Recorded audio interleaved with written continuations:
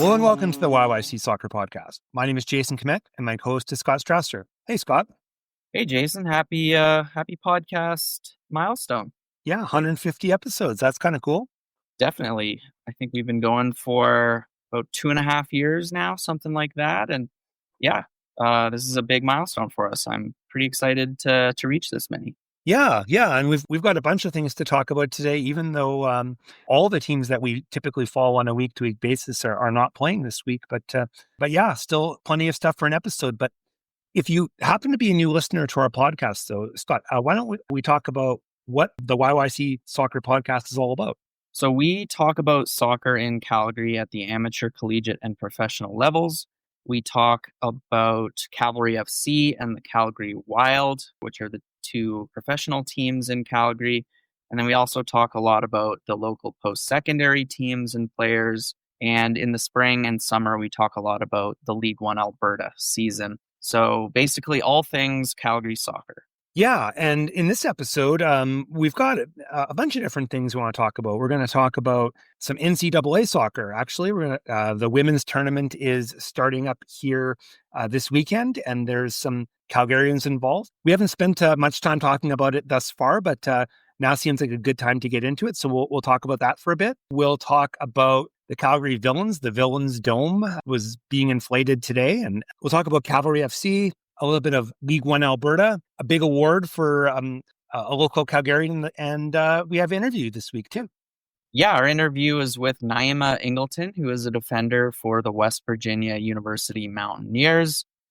She's in, I think, her third season with the team. So, pretty experienced in the NCAA world. And she was a fitting guest for us as the Mountaineers qualified for the NCAA tournament this year. So she's getting ready to play in that. Yeah. So I think actually, why don't we start there this week? We'll do a bit of catch up and on what's going on in with Calgarians in the NCAA. Yep. Lots of Calgarians playing their college soccer south of the border as it seems to be becoming more and more common. So yeah, let's mention some of the players who are doing that this fall. Hi, this is Nyema Ingleton, and you're listening to the YYC Soccer Podcast. Okay, as we mentioned in the first segment, the NCAA Women's Soccer Tournament starts this weekend, and it's a 64-team tournament, and there are a few teams that have some Calgary representation in them. From what I can count, there are 3 that I'm aware of. So why don't we run down which ones they are and who they're playing this week? Yeah, kudos to you, Jason, for doing the deep dive and figuring out these names. But as mentioned, Nyema Ingleton playing with West Virginia, and so is former podcast guest Anna Hauer, who transferred to that team from Memphis. They're taking on Wagner College this weekend. And then we also know about the University of Maine women's team. They continue to have a really strong Calgary connection with the Grisdale sisters, Rebecca and Olivia, as well as Tori Dungy, who is a junior, and Emma Nicholson, who is a sophomore. And one other team in the tournament that we know of that has a Calgary connection is Iowa. They have a freshman player, Sammy Reimer. She's from Calgary. I think she was also part of the Whitecaps Academy, but she's a freshman on the Iowa team, and she's been playing. So a few connections, and yeah, they're playing South Dakota State this weekend. Mm-hmm. And Maine will be kicking things off against the University of Central Florida, hoping to replicate their strong showing in the tournament from 2024. Maybe now is a good time to segue into our interview with Nyema Ingleton. Yeah, West Virginia. Always a powerhouse in women's soccer, it seems, Scott. And I think from our conversation with Nyema, this has been the first time they've been back in the top 25 for a while. They're ranked 16th nationally right now. Yeah, she seems really excited about this upcoming tournament. So let's hear her thoughts on West Virginia's season, as well as her own development and career as a player with that program. I'd like to welcome Nyema Ingleton to the podcast. Nyema is a defender for the West Virginia University Mountaineers. However, she's originally from the Calgary area. I believe she grew up in Airdrie. Nyema, welcome to our podcast. Thanks for coming on. Yeah, thanks for having me.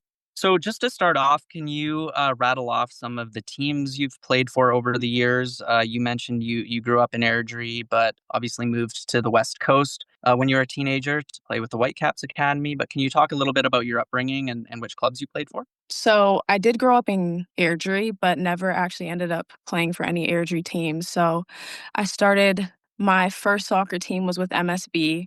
Then I went over to Southwest United and I was there for the majority of my career. And then I think the last year or so before I left to Vancouver, I played for Foothills. Then once I moved to Vancouver, I got to play for the Whitecaps Girls Elite program. And now I'm here at West Virginia University, and I also represent the Jamaican women's national team. How did you end up getting recruited to join West Virginia? What was that process like, and why did that seem like a good fit for you? Honestly, I started talking to West Virginia a bit later in my process because I moved to Vancouver kind of late compared to other girls. My process started later than most other people. Before that, I really only had a few contacts in terms of coming to the US for school. But the Whitecaps program does such an incredible job of getting us in contact with schools here and having all of them come out and being able to watch us. So with that process, I was able to get in contact with Stoya, which is our assistant coach here.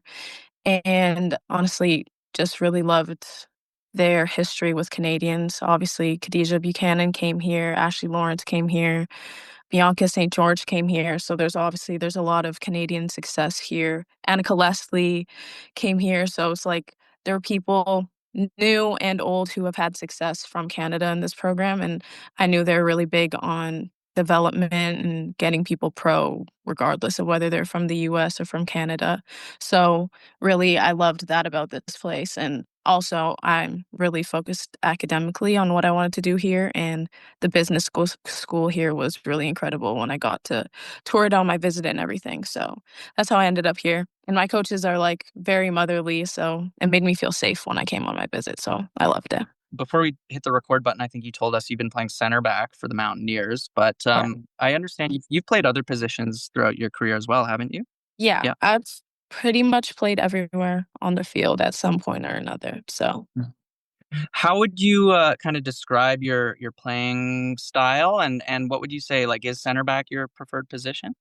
honestly, I do love center back. And the thing is, I feel like I can find different things that I love about every position. And I think I kind of bring those attributes into the position I'm playing. So I'm still a very attacking minded player. And I'm in a team that allows me to show that even at center back. I drive a lot and I'm still very involved in the play. So I found to love it. I found a way to love it here. But I think regardless of where I've played, I've been a very attacking minded player. So it's kind of what's driven me to this point. Congrats on being named Conference All-Star this year, second team Conference All-Star. Is that right? Yeah, all conference second team. Yeah. So how would you rate your performance this year? How have you felt it's gone so far this year? I've been really happy with it. Obviously, my biggest goal every year is kind of to improve. And my freshman year, I just got a taste of the minutes I could get, I guess, and got to show a glimpse of what I could do. And then going into my sophomore year was unfortunately injured in the beginning. So it kind of put a hindrance in everything that I wanted to accomplish. So I'm glad I was able to get second team this year because it's just helping me work towards different goals. Obviously, first team next year is the goal, but it's been a great year. I've been able to stay healthy throughout it, which has been honestly the biggest blessing. And just the team has been incredible. We went all Big 12 undefeated, and we've just been really focusing on getting the job done. We still have a lot more, hopefully, of the season to go. We noticed that another player we've had on our podcast, Anna Hauer, joined the Mountaineers this year. So what is it like to have that kind of Calgary connection? Did you know about Anna before? I don't know if maybe you're a few years older, so maybe you didn't play against her. But yeah, what has it been like to have a fellow Calgarian on the team? Yeah, she's been my best friend for 9 years. So it was Oh, okay. honestly a dream come true. We've always dreamed of going to a school together. So I think we started playing together when we were probably 13 for the first time is when we started playing together. And we've been on the same team almost ever since with a couple breaks. Obviously, she went to Memphis for her first year. But I guess we keep on saying we want to accomplish all the dreams we've ever had together. And We were able to do Alberta team together. We were able to do Canada U17 together. Now we're doing school together. We both got to go to BC together. We've lived together in BC, and now she lives with me here in West Virginia as well. So we're all saying that our last goal to do together is play pro together. But I've obviously loved having her here. And we always say that it's inevitable that we'll end up together again. So it's been really cool. This season, team's been ranked in the top 25. You're on your way to the tournament. How does that feel? Obviously, it feels amazing. This is the first time since I've been here that we've been ranked again, and West Virginia is such like a prominent and dominant program for women's soccer, and we're kind of driven by our past. It informs our future, and we know that there's a standard of excellence here. So it feels good to be able to push that standard again and to be back in the rankings where we feel like we belong. So it's been really cool seeing everybody work together and just how we've shined this year and how much we've improved since the beginning till now. And Nyema, I believe your first opponent is Wagner College. Do you know much about the program? Can you speak about how your preparations are coming for that game? Yeah, we don't know much about them, just they're out of our conference and stuff like that. But something that our school's really diligent at is watching film. So we prepared for them like any other team. We watched the film on them, the scouting report, things that we can exploit, things we need to be careful of. But at the end of the day, all we want to do is impose ourselves on other teams. So really just coming prepared with what we want to do and worrying about them when we're in the game. You joined the Jamaican national team. I think it was this year were your first matches. How did you end up joining that program, and what's it been like so far? Funny enough, when I even came on my first visit here before I ever committed, Nikki, my head coach, told me that if there's anything she would tell me, it's to get my Jamaican passport and citizenship. So I started that process way back when I came on my first visit. And Nikki is honestly just incredible at talking to people, like getting you opportunities regardless of what country you want to play for, what pro team you want to play for. And she was really that connect for me. And she was able to talk to Coach Busby, which is our coach at the Jamaican national team, whose wife just happened to be a Mountaineer back in the day. So she was an alum at our school, and it really aligned perfectly. But it's been an incredible experience. I've just been so grateful to be in that space. I've played against the best players in the world in England and the US, which were obviously tough games, but just being able to soak up all the lessons I'm learning and see like how incredible the top level of this sport is.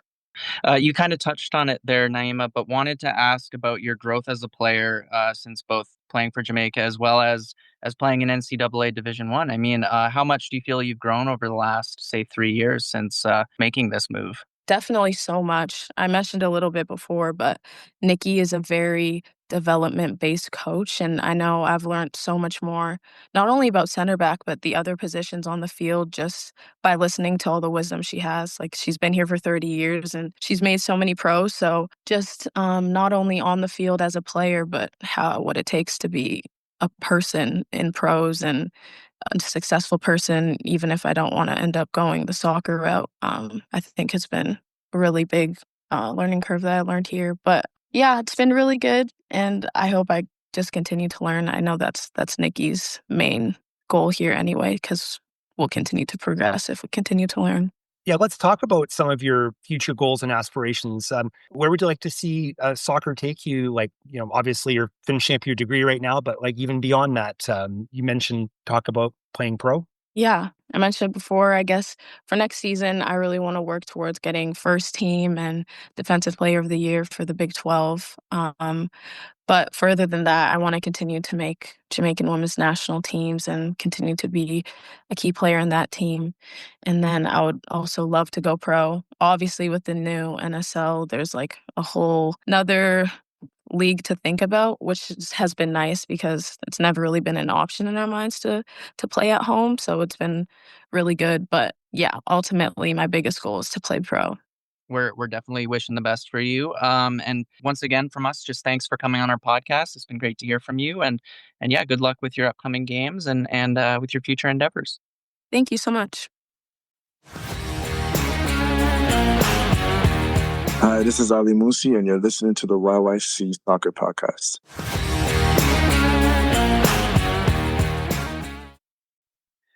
All right, segueing over to talk about Cavalry FC. Their 2025 season has come to an end, of course, after losing in the CPL championship game in Ottawa last weekend.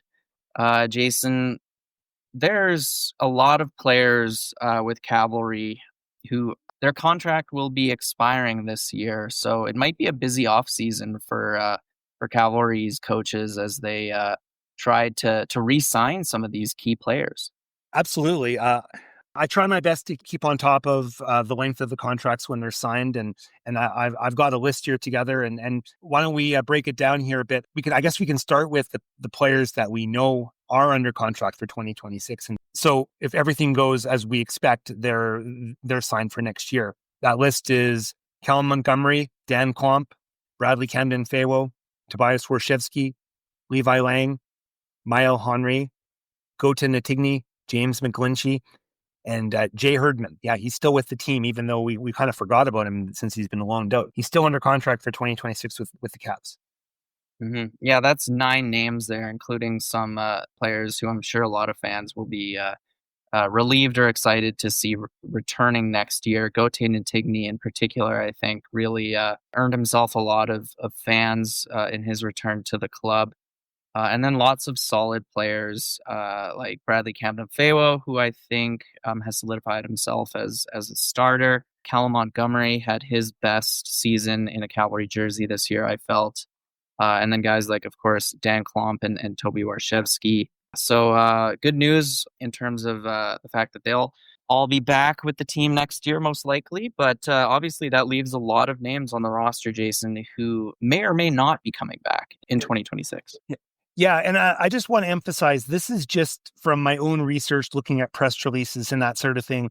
There could be things that I've missed. And of course, some of these players may have signed and it just hasn't been publicized yet. So we're just going off the information that we have. But we've got a list of 8 players that are out of contract, but there is a club option to extend their contract for 2026. So these players all essentially could be back with Cavalry.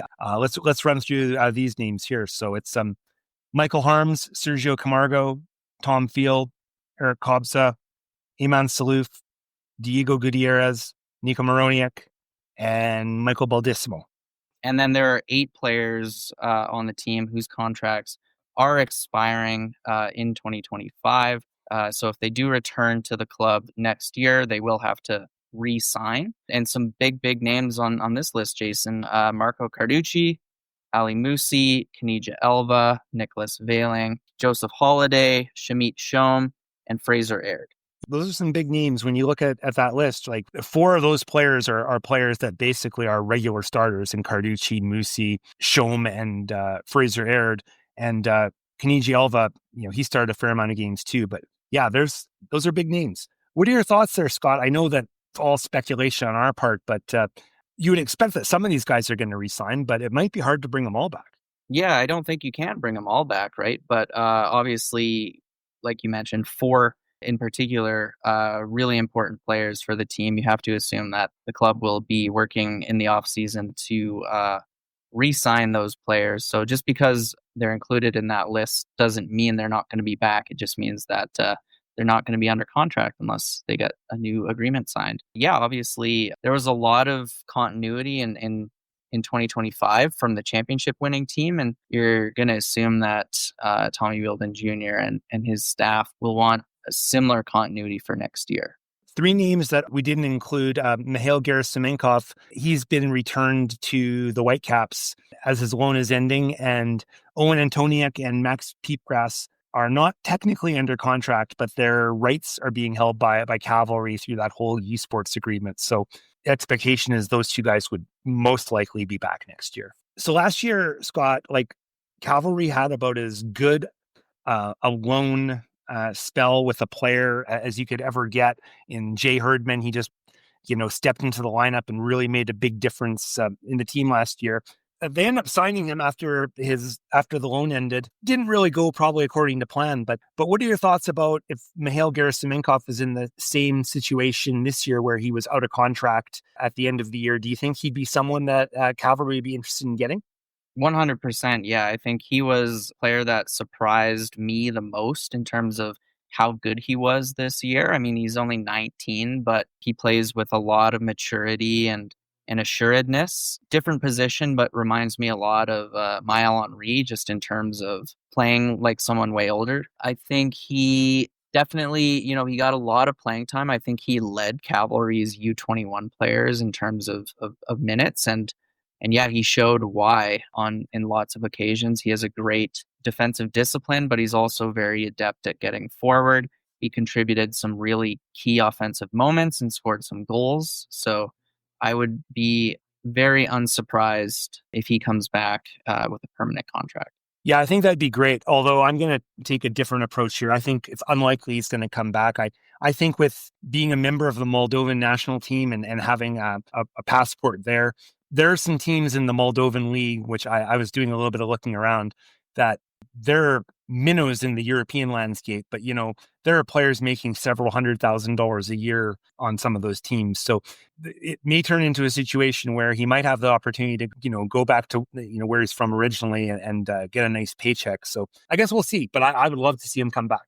Yeah. And speaking of his Moldovan passport, I guess we could use that to segue, Jason, toward talking about the Cavalry players who were called up by their respective national teams this week for the international break. One of whom was Mihail Gerasimenkov, who was called up for Moldova's World Cup qualifier against Italy. Yeah, as far as I can tell, I don't think he appeared in this match. And they play another match against Israel next week. So Shamit Shom played for Bangladesh again. Bangladesh was playing against Nepal. Doesn't look like he started, Jason, but we couldn't tell if he may have got subbed in partway through. But this was an Asian Cup qualifier. Anyway, Bangladesh, Nepal tied 2-2, and they have another match against India next week. So. And then the last match, Kaniji Elva, he captained St. Lucia this week. Yeah, he's a regular for St. Lucia. He's, I believe, scored quite a few goals for them, right? And he started and played 86 minutes against Cuba in a friendly. Not a strong showing from St. Lucia. Cuba won this one 3-0. And their next game will be on Sunday against St. Vincent and the Grenadines.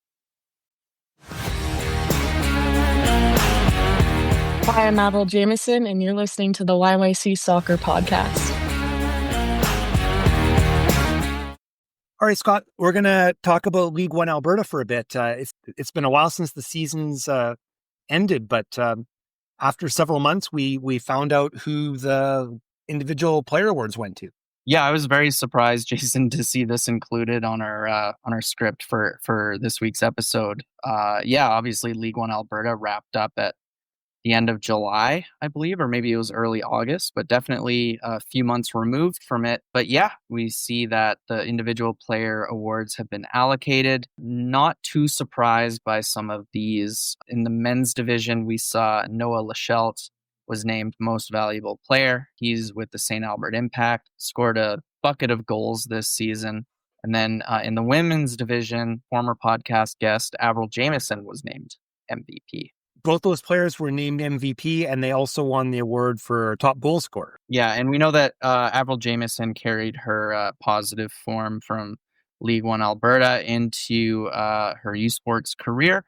She's in her first season with St. FX and obviously had a really strong season with them as well, getting some recognition for her play.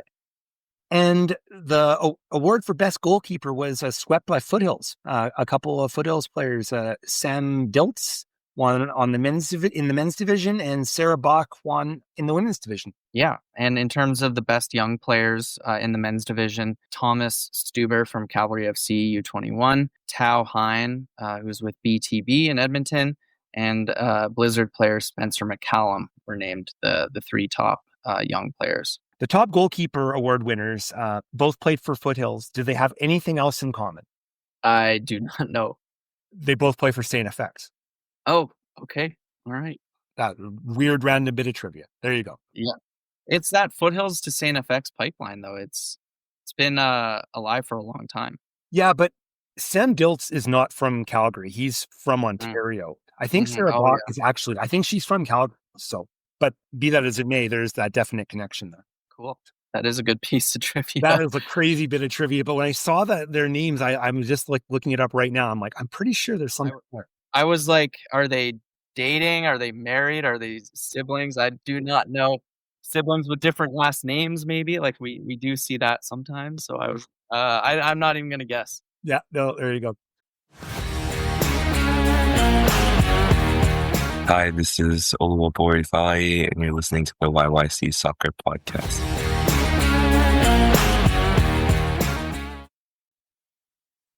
Okay, before we wrap up, Scott, you brought this to my attention, and then I did some looking around on social media, and I could see there's a bunch of videos. The Villains Dome is arising. Villains Dome is arising. Yeah, that's a great, I guess, headline or something, isn't it? We've known about this project for a long time. We've had executives from Villains Soccer Club on to talk about it. It's really good news to see this happen when considering the facility shortage in Calgary, particularly in the winter months. There's just not enough places to play. It's something that the Calgary Minor Soccer Association has sounded the alarm on. Got a lot of news coverage about the space crunch last winter.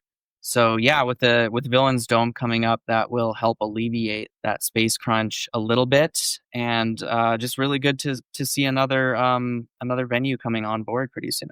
And I'm going to throw out another crazy bit of trivia. Do you know in Football Manager 26, which just came out, the Villains Dome is in it? Yeah, I think you told me that last week. League One Alberta is in there, not as a playable league, but you can go and look in the editor to see like all the players and everything. And yeah, Calgary Villains play their matches at the Villains Dome. I thought that was interesting. Obviously, somebody with a local connection who knows what's going on added that in. Anyway, we're getting to the point where we're adding in such obscure bits of trivia, even for me. So here.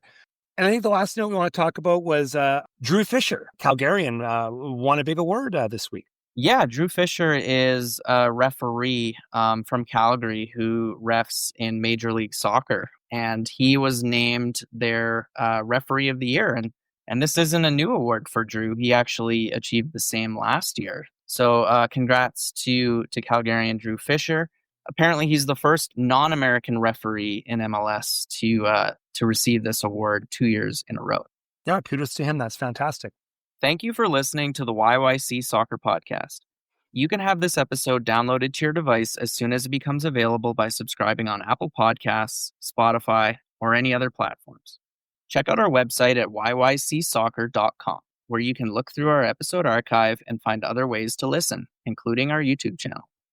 We also have links to buy my book, Here Come the Cavalry, chronicling the history of professional soccer in Calgary.